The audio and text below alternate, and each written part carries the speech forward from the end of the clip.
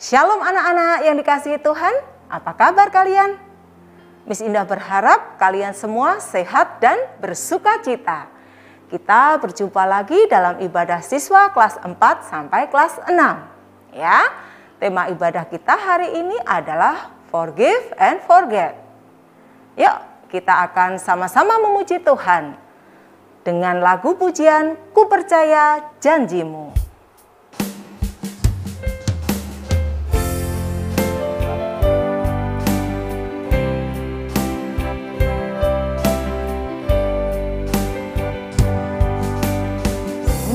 Besar setiamu, Kau nyatakan bagiku. Kau Bapa yang selalu mengerti isi hatiku. Kemuliaan-Mu Kau janjikan, aku tetap percaya.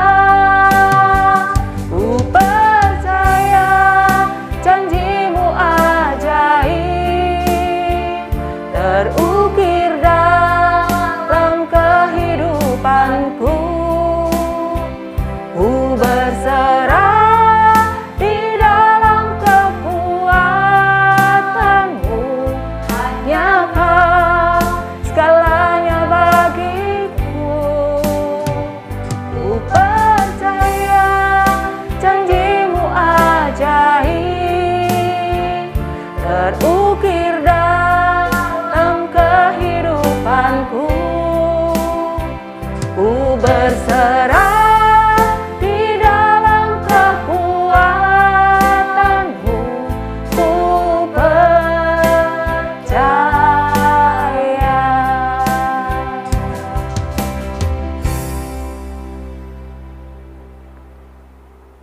Mari sebelum kita memulai ibadah kita hari ini, mari saya ajak kita berdoa terlebih dahulu.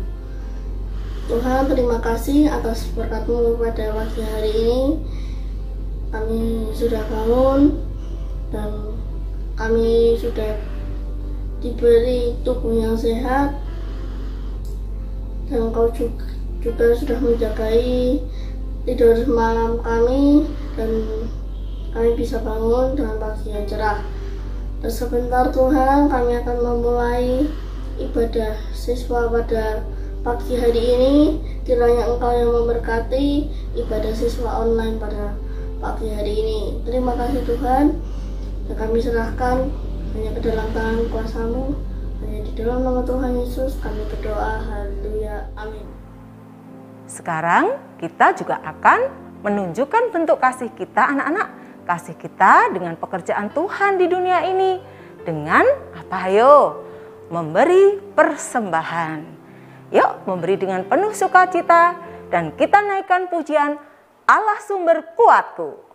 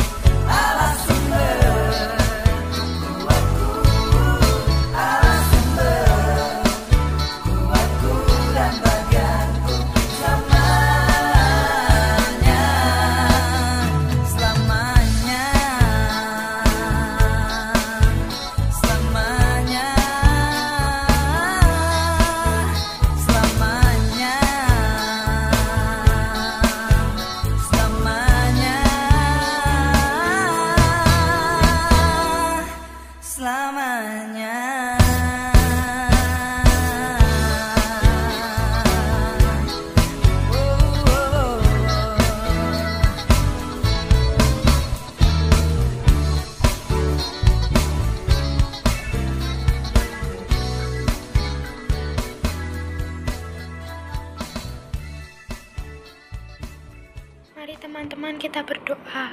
Tuhan Yesus, kami sudah memberikan persembahan, semoga persembahan itu berkenan di hadapan-Mu. Kami sudah mengucap syukur, haleluya, amin. Terima kasih anak-anak untuk persembahan yang sudah diberikan.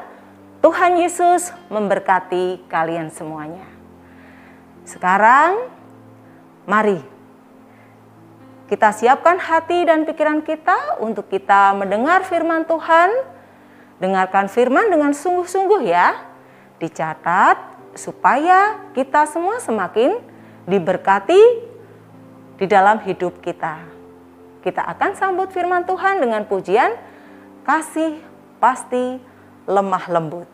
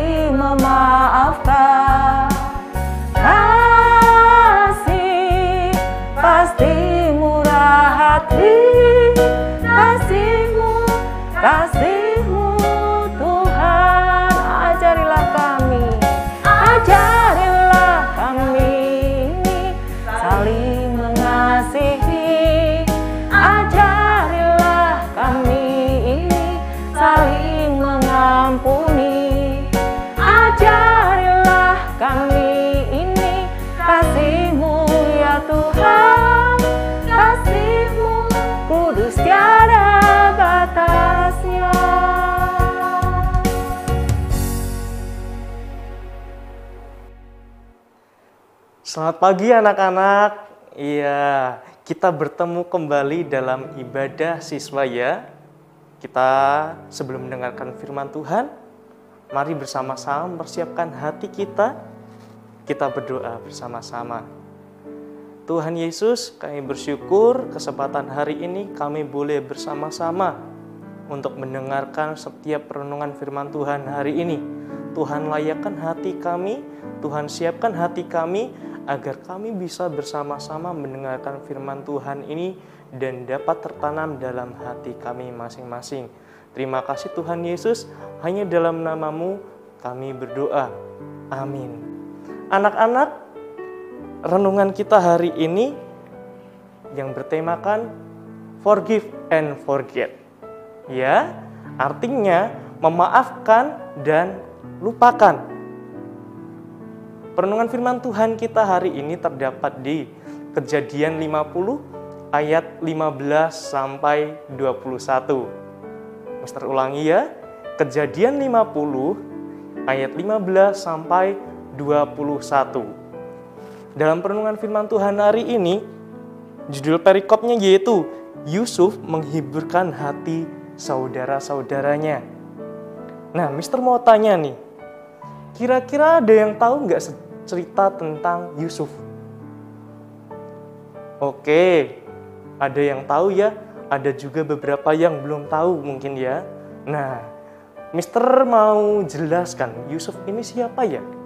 Yusuf ini kalau dalam Alkitab, nama ayahnya adalah Yakub. Ibu Yusuf ini bernama Rahel. Nah, saudara-saudara Yusuf ini ada 11 orang. dari istrinya Yakub yang pertama, yaitu Lea, ada Ruben, ada Simeon, ada Lewi, ada Yehuda, ada Isakar, dan juga Zebulon. Lalu yang kedua dari istrinya yaitu Bilha. Anaknya ada 2, yaitu Dan dan juga Naftali. Selanjutnya dari Zilpa ada Gad dan Asyer. Lalu yang terakhir ini dari Rahel. Anaknya yaitu Yusuf dan juga Benyamin. Nah, tahu nggak anak-anak? Dari semua anak-anaknya ini, ternyata Yusuf adalah putra yang paling dikasihi oleh Yakub. Ya, jadi saudara-saudaranya ini hingga tidak suka kepada Yusuf. Kira-kira ada yang tahu nggak kenapa kok saudara-saudaranya ini yang banyak banget ya tadi, kenapa mereka tidak suka dengan Yusuf? Kenapa coba, ada yang tahu? Nah, pada mulanya karena ayahnya ini membuatkan Yusuf jubah yang maha indah. Jubah yang maha indah ini yang dibuatkan oleh ayahnya membuat hati saudara-saudaranya iri. Semua saudara-saudaranya iri. Kenapa iri? Kok hanya Yusuf saja yang dibuatkan? Selanjutnya, yang kedua, ketika Yusuf ini bermimpi.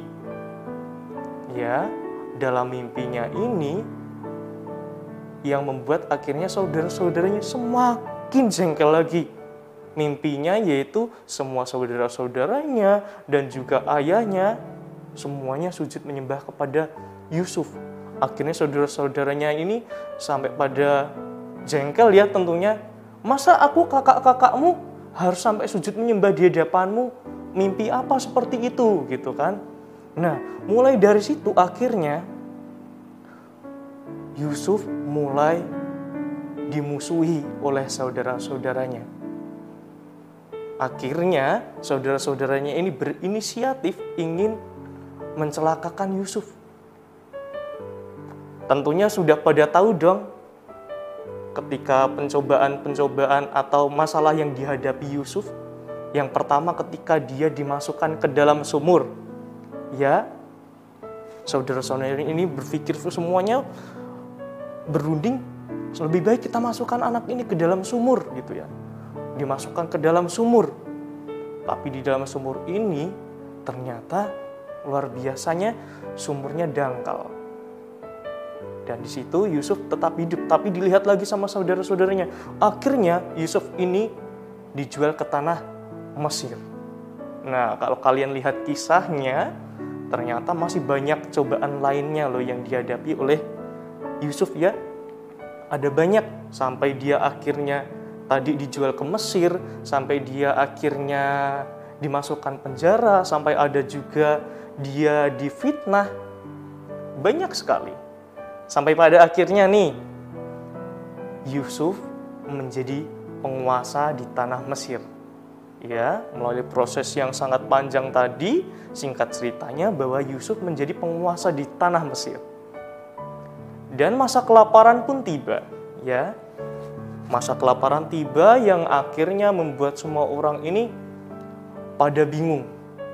Bingung, mereka menjual tanah mereka untuk mendapatkan makanan, menjual hewan mereka untuk mendapatkan makanan, yang akhirnya membuat ayah Yusuf yaitu Yakub dan semua saudara-saudaranya harus pergi kemana? Ke tanah Mesir. Ya, semua saudara-saudaranya ini pergi ke tanah Mesir.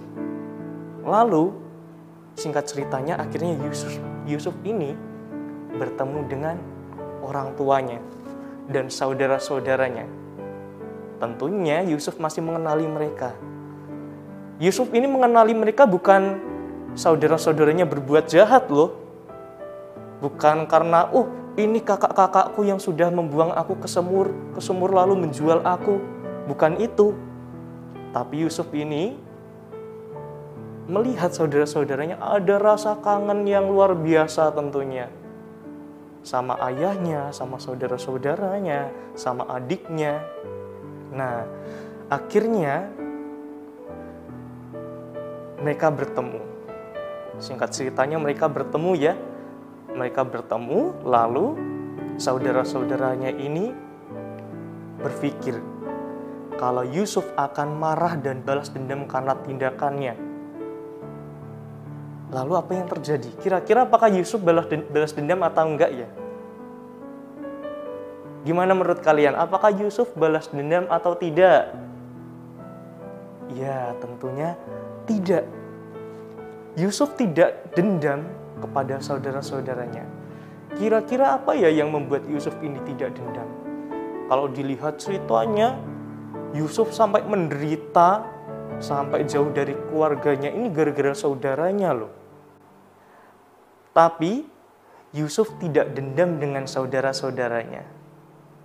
Ya, ada yang tahu kenapa Yusuf tidak dendam? Padahal kalau dilihat Yusuf ini mengalami banyak musibah karena kakak-kakaknya. Akhirnya sampai Yusuf ini jauh dari orang tua, mengalami banyak masalah-masalah yang sangat luar biasa. Akhirnya saudara-saudaranya ini takutnya nanti karena Yusuf udah berkuasa, mereka balas dendam dengan mereka, yaitu saudara-saudaranya, bisa dilakukan hal yang serupa mungkin atau yang lainnya. Tapi tahu nggak anak-anak? Malahan kalau kalian lihat dalam Kejadian 45 ayat 5, ya, di Kejadian 45 ayat 5, Yusuf bersyukur. Kenapa bersyukur? Dia bersyukur melalui proses yang sangat luar biasa. Yusuf gak mungkin ada sampai sekarang. Yusuf gak mungkin akan jadi penguasa atas Mesir kalau dia gak melalui proses dibuang, dijual, masuk penjara, difitnah. Dia gak akan bisa jadi seorang penguasa. Sampai pada akhirnya nih, di Kejadian 50 ayat 15 sampai 21 dalam pembahasan kita hari ini. Di Kejadian 50 ayat 15 sampai 21 ini akhirnya Yakub, yaitu ayah Yusuf, meninggal. Saudara-saudara Yusuf kembali merasakan ketakutan yang luar biasa. Ketakutan yang luar biasa ini ketakutan apa ya? Tentunya ketakutan tadi kalau Yusuf nanti akan balas dendam gimana ya? Ketakutan yang luar biasa tentunya dari saudara-saudaranya. Nah, saudara-saudara Yusuf ini kembali merasakan ketakutan yang begitu luar biasa. Saudara-saudaranya takut ini ketika ayahnya sudah meninggal, maka Yusuf nanti akan balas dendam. Mereka berpikir seperti itu. Karena begitu takutnya nih, saudara-saudaranya sampai menyampaikan pesan kepada Yusuf melalui orang lain. Pesannya itu tadi, bahwa Yusuf nanti akan balas dendam kalau kakak-kakaknya banyak melakukan kejahatan. Nah, setelah mendengar pesan itu, Yusuf menangis luar biasa. Dan sampai saudara-saudaranya ini sujud di hadapan Yusuf. Saudara-saudaranya ini sujud sampai bilang, biarkan aku jadi budakmu, biarkan aku jadi pelayanmu, biar aku nggak dapat murkamu, biar aku nggak dapat balas dendam dari kamu. Sampai seperti itu. Yusuf menangis begitu luar biasa. Yang Yusuf tangisi, kenapa kok masih berpikir seperti itu? Yusuf bersyukur melalui proses yang telah terjadi adalah untuk kebaikan semuanya. Dan Tuhan memiliki maksud, yakni memelihara hidup suatu bangsa yang besar. Itu yang Yusuf katakan. Jadi Yusuf sangat bersyukur maksud Tuhan dengan proses yang luar biasa. Ternyata Tuhan memiliki maksud yang luar biasa, yakni memelihara hidup suatu bangsa yang besar di tengah kelaparan. Nah, anak-anak, dari firman Tuhan ini kita belajar belajar dengan sangat banyak tentunya ya. Kita lihat proses yang luar biasa yang dialami Yusuf. Ketika Yusuf disakiti, Yusuf marah enggak? Tidak. Ketika Yusuf merasa dirinya dikucilkan, Yusuf marah enggak? Enggak tentunya. Dari firman Tuhan ini kita belajar bagaimana kita harus memiliki sikap hati yang mau memaafkan, mengampuni. Ya, ini yang harus ada dalam diri kita. Mengampuni, memaafkan, dan melupakan apa yang telah terjadi. Kalau di rumah nih, kita merasa diri kita disakiti. Contohnya nih, kalian lagi berantem sama adiknya atau kakak kalian. Kira-kira marah nggak? Marah? Enggak dong tentunya harusnya ya. Kita harus bisa memaafkan. Kalau adiknya ini tahu-tahu kita lagi belajar, iseng dari belakang, kita lagi nulis, kesenggol, kecoret, marah. Ih, kamu ganggu aku. Ingat, kita belajar dari Yusuf bahwa Yusuf ini nggak marah dia memaafkan tentunya. Ya, jadi yang kita pelajari hari ini, anak-anak, kita harus memiliki sikap yang mau memaafkan. Melupakan setiap masalah yang ada, nggak perlu disimpan dalam hati. Kalau adiknya atau kakak kalian atau yang lainnya perkataan yang nyinggung, nggak boleh kita berpikir, aku nggak suka nih sama adikku. Tadi pagi ngatain aku gini.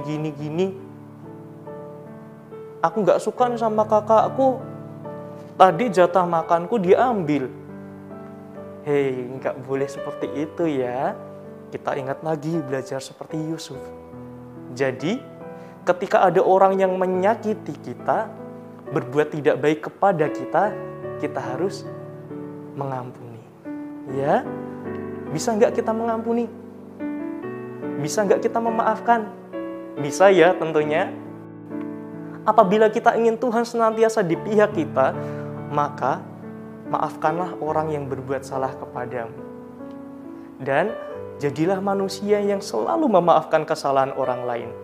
Dan meminta maaf juga, melakukan kepada orang yang lain agar hati selalu damai di dalam Yesus. Amin anak-anak. Ya, terberkati oleh firman Tuhan hari ini. Kita berdoa bersama-sama ya. Tuhan Yesus, kami bersyukur untuk firman hari ini. Mampukan kami agar kami memiliki hati yang mau memaafkan, hati yang tetap rendah hati yang selalu dipakai Tuhan untuk menghadapi segala sesuatu, segala situasi, agar kami tetap hidup dalam Tuhan. Terima kasih Tuhan, hanya dalam nama Yesus kami berdoa. Amin. Oke anak-anak, untuk meresponi firman Tuhan hari ini ada ayat hafalan. Di Kejadian 50 ayat 20a. Ya, Mister ulangi. Dari Kejadian 50 ayat 20a. Memang kamu telah mereka-reka yang jahat terhadap aku, tetapi Allah telah mereka-rekakannya untuk kebaikan. Oke, bisa dihafalkan. Terima kasih. Dah.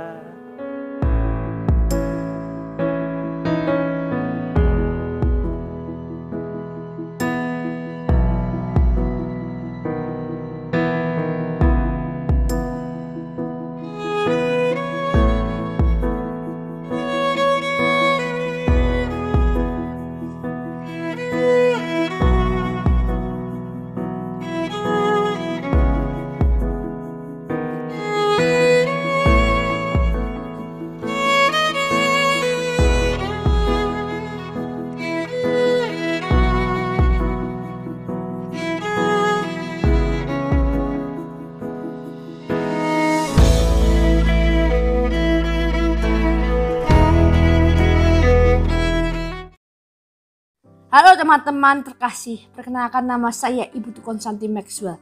Biasa saya dipanggil Maxwell. Saya dari kelas 6F SD Putu Surakarta.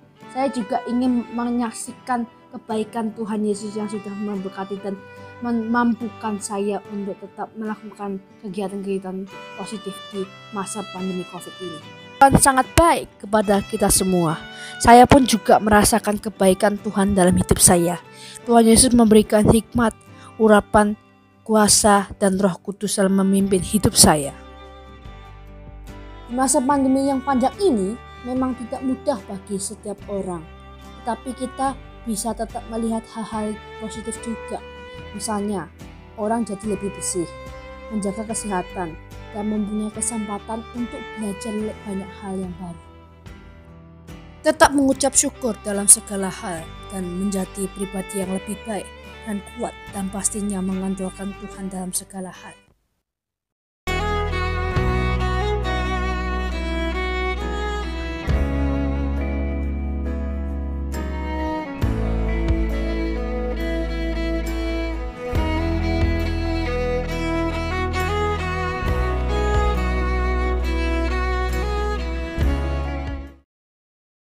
Hal-hal positif yang saya lakukan di masa pandemi ini adalah tetap semangat sekolah online, mengikuti pembinaan matematika secara online, les coding online, berolahraga seperti basket, sepedaan dengan menjaga protokol kesehatan, beribadah secara online setiap hari Minggu, dan tetap mengikuti lomba-lomba akademis online seperti Olimpiade Matematika Inggris dan Sains. Saya juga mempunyai kesempatan untuk belajar membuat animasi secara otodidak dan diupload di YouTube, yaitu Animax Studio.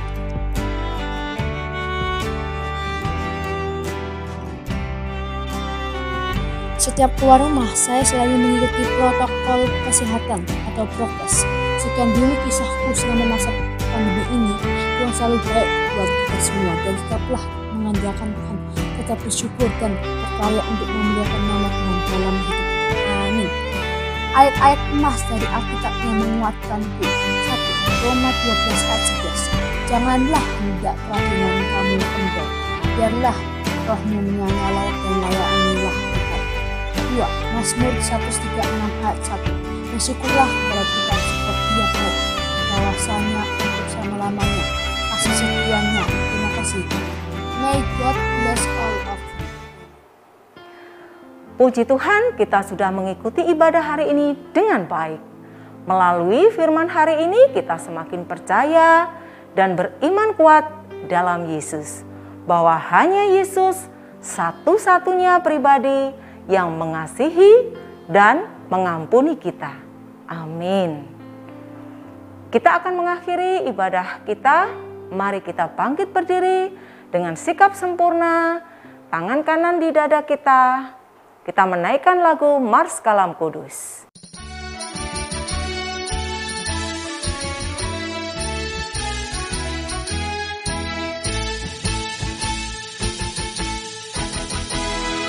Kalam Kudus tunas harapan bangsa, bangun tegaklah, bangsa dan negara harap baktimu dan pengabdianmu. Kejar ilmu, bangun budi dan luhur untuk pembangunan. Laskar Kristus ingat jasa gurumu dan orang tuamu. Turuti firman-Nya, kasihi sesama sebagai pelayanan. Taati pada Allah, cinta bangsamu, Tuhan sertamu selalu.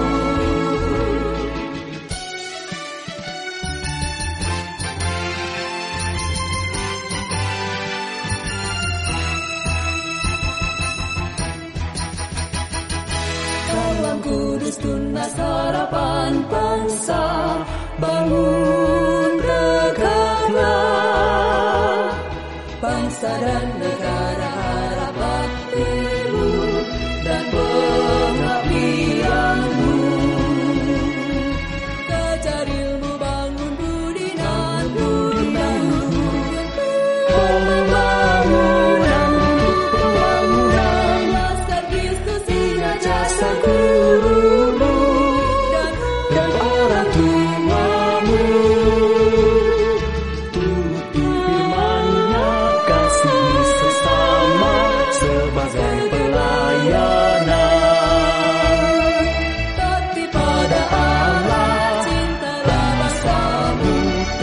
sertamu selalu.